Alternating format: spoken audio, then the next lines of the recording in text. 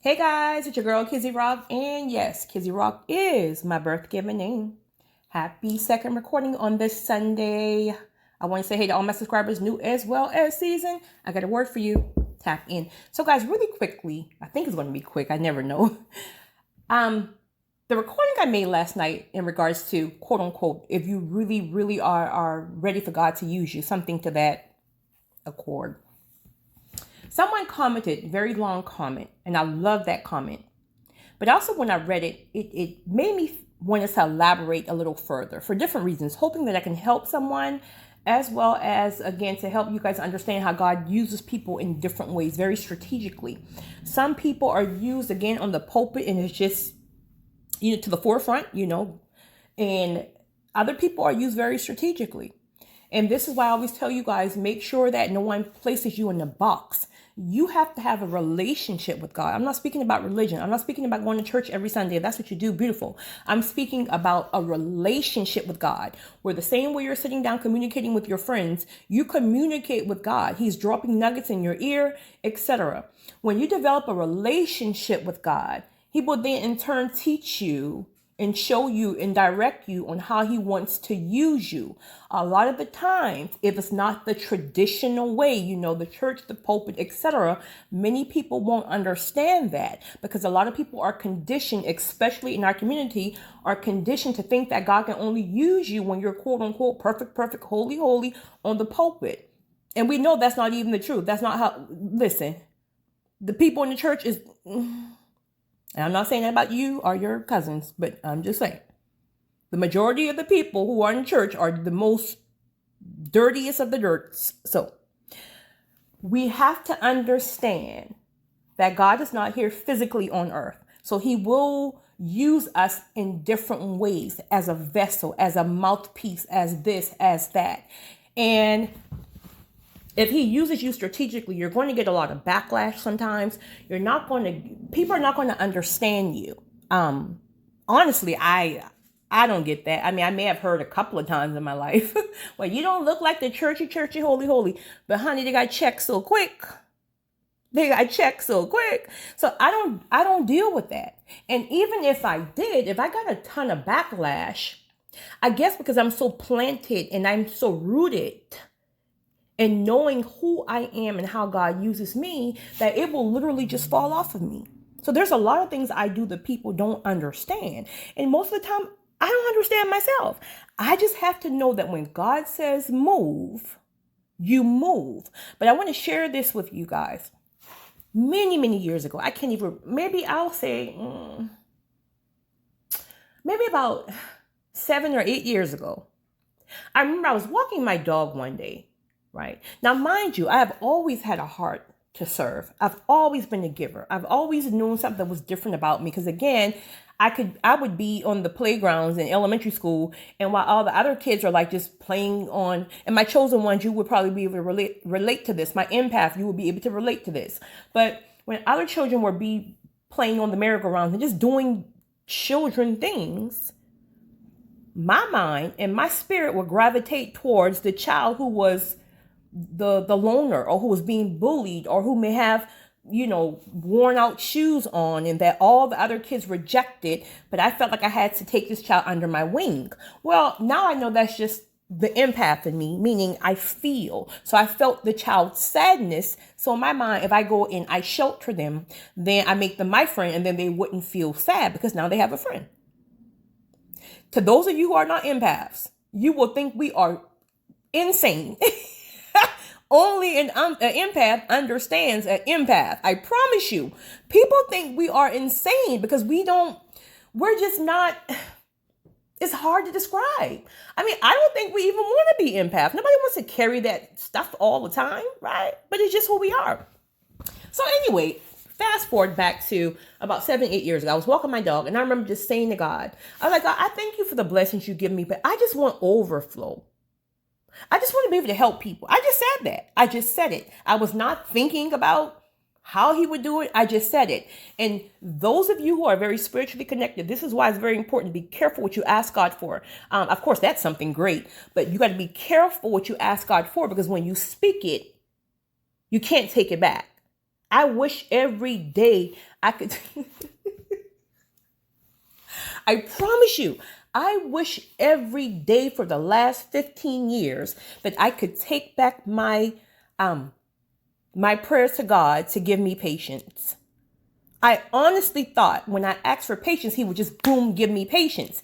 Now I know better, but I didn't know that meant you had to get tested and go through trials in order to develop that thing. I just thought he would give it to you. That was my own ignorance. So now I'm very, very cautious about what I ask God for. But I had just said that. I said, I just want to help more people. And he said to me very, very clearly through the Holy Spirit, very clearly. He said, okay. I mean, I would love to give you more to help people. I would love to give everybody more to help people. But most people, if I give them more, they won't help. And so I remember hearing Pastor R.C. Blake said many, many months ago, and I can't even remember how he put it, but he said something in reference to it was like a Ferris wheel. Your overflow is like a Ferris wheel, meaning it never gets off of that Ferris wheel, meaning when you give, it just comes back. It just it never leaves. And it's hard to explain, but it never leaves. But then God sends more, and then it keeps rotating. It keeps rotating in this cycle. And it's so true. Now, you have some very selfish people in the world, and I'm not saying that selfish is a bad thing, because truth of the matter is, I think sometimes people like myself, we have to practice being selfish, not in bad ways, but just understanding the importance of putting ourselves first, etc. But you got some people in this world, I know a couple, who are selfish to the point that they will help absolutely nobody, including their own parents, for different reasons. Some may feel like, well, if I help you, I may not have enough. Honey, when you're helping from God's blessing and he's requiring you to help people, you will have more than enough all the time. So don't have to worry about, if I help this person, I won't have enough. That is true if you're helping from your heart and your emotions, right? Versus spirit. So that's what God gave me a download on so directly. He said, all right, I'm going to give you overflow, but here's the kicker. I'm going to have to condition you. I'm going to have to condition you that you are not helping from your empath self, from your heart, which carries so many emotions. So you can't just give from there, because if you do, you'll be broke and everybody else will be broke. I have to condition you, where I have to train you to hear my voice so effectively that when I says move, you will know it instantly. Even if it don't make sense, if no one else agree with it, you will hear from me on who to help. It's going to be times where you want to help because of your emotions, and I'm not going to allow you to help because there's something else I'm trying to deal with within that person. So even when your heart and your emotions wants to help, if I convict you to say no, I don't care how much it hurts you, you got to say no. And then there's going to be times I'm going to convict you to help people, and no one around you is going to understand it. In fact, they will think you're a Looney Tune, but you have to do it. That's what happened with the homeless guy. Because one of my staff said to me the other day, she called me boss lady. She said, boss lady, I don't know anybody in the world who will pick up a homeless person off of the street, put this person in a hotel indefinitely. You don't even know how long this man is going to live. You don't know any of that. You don't even know this man. You don't even know if he's been mean to people all his life. You don't even know him. She said, I admire you for doing that, but ain't too many people in the world would do that. And I said to her, I said, you know what's crazy? I said, when I went to drop him off some groceries the other day, I said, you know, he said that same thing to me. I said, when I opened the door, or when he opened the door, and he said, I just been laying in this bed, I just can't figure this thing out. I've been praying and asking God, this just doesn't make sense. It just doesn't make sense. He said, People don't do this. And I looked at him. I was telling my staff this. I said, and I looked at him and I said to him, yes, people will do this. I know people personally who would do something like this. Not a lot, but I know maybe one. And he looked at me and he said very, very firmly, no, I'm telling you. He said, I'm 73. I've lived way longer than you. I'm 73. I've been homeless for 10 years. And I am telling you, I've had policemen, I've had firemen who would drive behind that Rite Aid in freezing weather just to check on me to say, hey, I just want to be sure you're living. But they would still go home.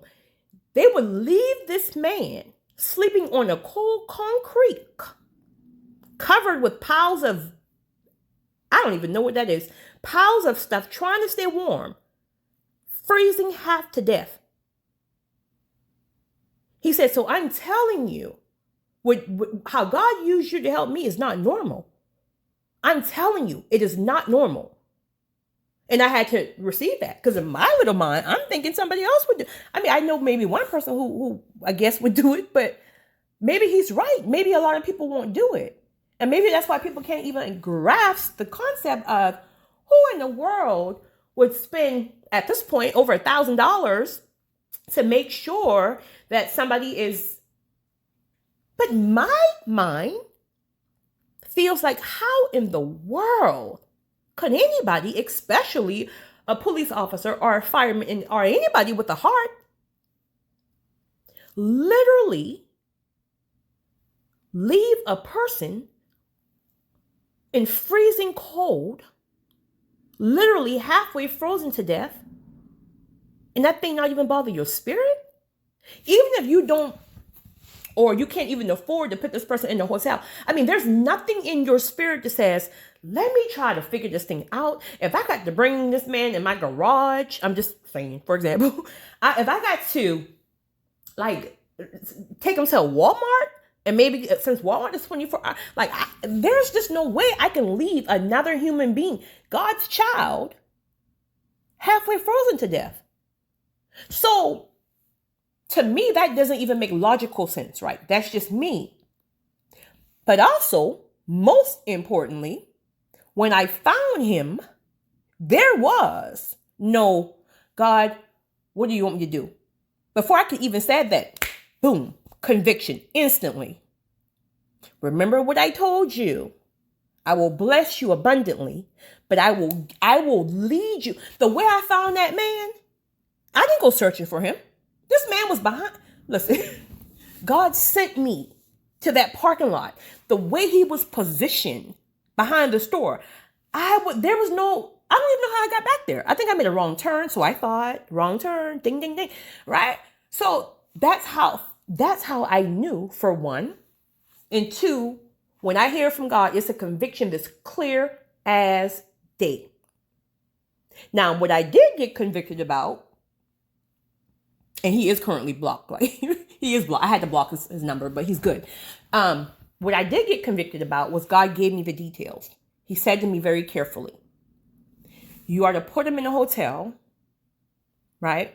You are to keep him there until either I call him home. Mind you, he has stage 4 cancer. So, I mean, they told him 90 days, probably 90 days ago. So, again, I'm not saying that the doctors are right, but my point is God said to me, you are to keep him in the hotel until either I call him home or until the state get back with you to help you find a place for him. Mind you, things are crazy right now.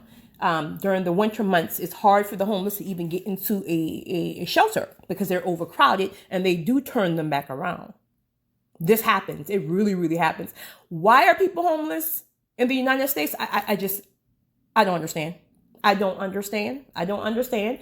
But either which way, so when they're turned around, they don't have any place to go. This is why you have people that freeze to death, literally. Then you have the individuals who have mental illness who don't even understand that shelters are available and how to even get there. So there's a lot of stuff involved with that. But the point of the matter is that we all play our position and we all ask God how to use us. Then we will stop trying to sit here and depend on government and all that stuff. Oh, the president should be doing. Yeah, you're right.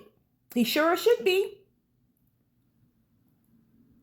But if God requires you or convicts you to help one of his children, are you going to say no because that's the president's job?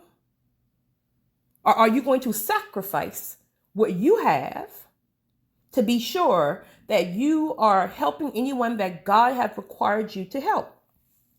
Without no questions. I'm not sitting there looking at my bank account about, oh boy, this is way longer than I thought. I thought the state would already call me back. No. I'm going to trust and believe that God will keep multiplying more and more, because this ain't me. This is about him. So I had to tell, child. But on the flip side, I forgot to turn on my notifications. This is going to be way longer than I thought. But on the flip side, the reason why he is blocked is because, again, God gave me certain boundaries. God knows his children. He knows me. He knows I won't be able to put firm boundaries in place because of my heart and my emotions. So I always tell people, don't ever worry about thinking that someone could be using me. Trust me, I'm unusable. I'm unusable. People can't use me. Period. Because God will always convict me to put up a certain boundary. God will always show me your intentions in your heart. Even if I don't catch it from the very beginning, because I might kind of just be whatever. Trust me when I tell you, I will catch it very immediately. And when I catch it, I will cut you off for life. It just happened not even a week ago. I will cut you off for life. So I always tell people, when God is using someone to help you, be grateful and make sure that you are trying to do right by that person, because if God ever requires that person to cut you off, then there's a good chance he won't send anybody else to help you, because you've already sent somebody to help you. So if you can even honor that and be grateful for that, right? So, but I did have to block him because, again, we're dealing with stage 4 cancer that have metastasized already to the brain. So you're talking about that. You're talking about alcoholism, all these things that affect the brain at once. So I promise you, I can have a conversation with him and lay down and write down exactly why he is to call me. Or if you happen to go to the hospital and they decide to admit you, call me so I can put a hold on the room. If things like that, very, very important things. And we'll go fine for a day or two. And then he's texting my phone 9 o'clock with some nonsense, just, And so that went on and on and on and on. And then finally I heard from God very clearly, I should say. Go ahead and drop off a week of groceries. Give the front counter, which they have it anyway, give the front counter your number in case any type of emergencies, meaning he does take sick in that room and something happens, etc., hospital, then the front counter can call me. But he himself will have no contact with me. There's no need. You got food and you have a roof over your head. That's all God required me to do, is to be sure you didn't freeze to death or starve to death. All this other nonsense you got going on, you're not going to keep harassing my nerve. I'm running a whole business and you are not my only assignment. I have about 15 assignments right now. So I don't need you harassing my nerves. So if you can't respect it, I'm going to go ahead and block you, period. So he's blocked. He's blocked, but he's good. So there are so many ways that God uses me that I would never even tell anybody. And mind you, this is not all financial. By all means, this is not always financial. Some things are just like a vessel to give certain words that other people may be uncomfortable to give, because maybe this person may be at a certain status. So everybody else is kind of like their, what do you call when you're kind of like, you kind of go along with the person because you don't want them to like be mad with you or whatever. They're, it'll come to me. But so there are so many different ways that God uses me. But I will tell you this, 80% of the time, it always reverts back to the people that everyone else has given up on. Meaning their family, their this, their that. So it's almost like God will call me in to show them, like, even if others have given up, and this is my business included, even if everyone else has given up on you, I'm going to use a person to show you that me, God, have not given up on you. So I'm using this person as a vessel. So you see how God is getting the glory, and each and every single time, like someone literally just messaged me on TikTok, who I had helped like months ago. And it was something that God convicted me to do. And her messages brought tears in my eyes, because I mean, this was months ago. I'd forgotten about it. But what she has said was, there is no way in the world that God could not have sent you during that time, because nobody, including my own mother, I had said absolutely nothing to nobody. So it had to be God, point blank, period. And I told her it was. And this is why I tell everybody, her, the homeless man, every time I get all that, thank you, thank you, thank you, thank you. Listen, I'm grateful, but please give the glory to God, because this is not me. This is, I'm sorry, this is not me. This is God's doing. I'm being used as a vessel. I'm being used as a mouthpiece. I'm being used as this, and that. So please, I don't want you worshiping me. I'm glad you're thankful, and I receive your thank you. But when it gets down to all that, give it to God. Give it to God. That's what the last thing I said to the homeless gentleman when I left that room. Listen, you tell me thank you 1,000 times a day, and I'm grateful. Truly I am.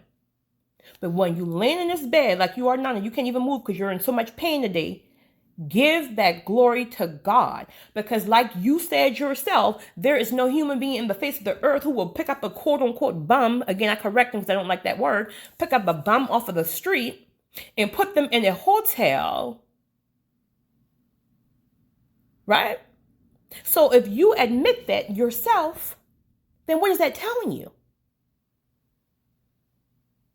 That's God. So your praise and your worship needs to be to God. You need to be in here.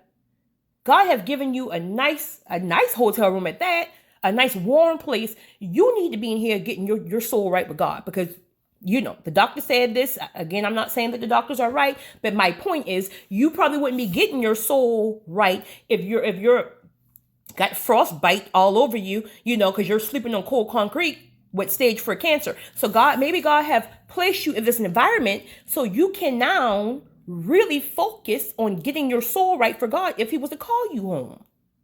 God is a strategic God. So now what if I were to say, well, I'm going to just walk past this man because God might be telling me to put this man in a hotel, and I'm going to try to keep hold of my money because, COVID, we don't know what kind of job we're going to have next year. And what if I would have done that? And what if that man would have froze to death and never, ever, ever, ever had a chance to get his soul right with God because he was literally freezing to death? Then what? Who would that have fallen on? So I'm just saying to any of you, when you ask God to use you, please understand, it may not be in the way that you think. Please understand, it's going to be times where people don't agree with you, including your spouse. So when we're asking God to use us, please have an open mind that is going to be very uncomfortable at times. We think use me is all fun. Like it's fun. Now it is. I love it because it fulfills me inside. Like to be able to bless somebody with words, with a certain recording, however, it fulfills my soul. It feels like Christmas to me when I'm able to help people, literally the right people. It feels like Christmas to me. But then there will be times where things don't make sense. And you're going to have to do it. You can't even backtrack. You can't say, if God says do this, do that, and you don't make that promise, you can't backtrack and say, oh, no, I ain't signed up for this. Oh, no. You signed up for whatever, quote unquote, use me mean. But let me tell you something. Your blessings, honey, your blessings